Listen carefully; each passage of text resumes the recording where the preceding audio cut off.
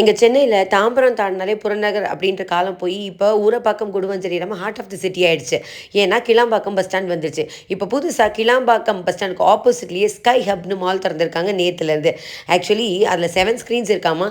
எல்லாத்துலேயும் ஜனநாயகன்னு ரிலீஸ் பண்ணணும்னு நினச்சிருக்காங்க. But fat அதை பண்ண முடியல. ஆனால் லியோன் மாஸ்டர் போட்டு களத்தில் இறங்கிட்டாங்க நம்ம ஆளுங்க. ஸோ இன்றைக்கி சும்மா அதுக்கு ஒரு விசிட் போகலாம் அப்படின்னு சொல்லிட்டு போயிருந்தோம்.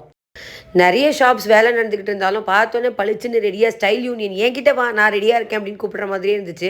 உள்ளே போய் பார்த்தா கலெக்ஷன்ஸ் அவ்வளோ சூப்பரு. என்ன தான் எங்கள் ஏரியாவில் ஈஸி பை, ட்ரெண்ட்ஸு, பேண்டலூன்ஸு, மேக்ஸு, ஜூடியோன்னு எல்லா ஷாப்ஸுமே இருந்தாலும் இங்கே வந்து எல்லாத்தோட கலெக்ஷன்ஸும் சேர்ந்து மிக்ஸ்டப்பாக இருந்த மாதிரி இருந்தது. ரேட்ஸும் பார்த்திங்கன்னா ரொம்பவே அஃபோர்டபுளாக இருந்துச்சு. பொதுவாக ட்ரையல் ரூமுக்கு ஒரு 10 எடுத்துகிட்டு போனோன்னா 4 தான் செலக்ட் பண்ணுவோம். ஆனால் இங்கே நான் எடுத்துகிட்டு போன எல்லாத்தையும் செலக்ட் பண்ணி கொண்டு வந்தேன்னா பாருங்களேன், அவ்வளோ ஃபிட்டிங்காக இருந்தது. அண்ட் தென் என்னை ரொம்ப அட்ராக்ட் பண்ணது கிட்ஸ் செக்ஷன் தான். குட்டி குட்டி கேர்ள்ஸ்க்கு அழகழகாக ஃப்ராக்ஸ் வச்சுருந்தாங்க. நிறைய இயரிங்ஸ் இருந்தது. அதுக்கேற்ற மாதிரி ரேட்டும் பயங்கரமாக இருந்தது. அதனால் அந்த ஏரியாவை கொஞ்சம் ஒதுக்கி வச்சுட்டு அடுத்த ஏரியாவுக்கு போனேன். எத்தனிக் வேர்ஸ்லேருந்து ட்ரெண்டி வேர்ஸ் வரைக்கும் எல்லாமே செம்ம சூப்பர் தான் வச்சுக்கோங்களேன். பர்ஸஸ்ஸு, பேக்ஸு இதெல்லாம் கலர் கலராக வச்சுருந்தாங்க லேடிஸ்க்கு. பொதுவாக கேர்ள்ஸ்க்கு மட்டும்தான் அழகழகாக ட்ரெஸ்ஸஸ் இருக்கும் அப்படின்னு நினைப்போம். ஆனால் இங்கே பாய்ஸ் குட்டி பசங்களுக்குமே நல்லா குட்டி குட்டியாக ஜீன்ஸ் எல்லாம் ரொம்ப அட்ராக்டிவாக இருந்தது. பார்க்குறதுக்கே ரொம்ப பிடிச்சிருந்தது. சுற்றி பார்த்ததில் நிறைய கலெக்ஷன்ஸ் மனசுக்கு பிடிச்ச மாதிரி தான் இருந்துச்சு.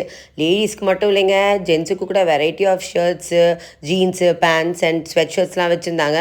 அவங்க கூட ஒரு 2-3 மணி நேரம் ஸ்பெண்ட் பண்ணி அழகாக பர்ச்சேஸ் பண்ணலாம்.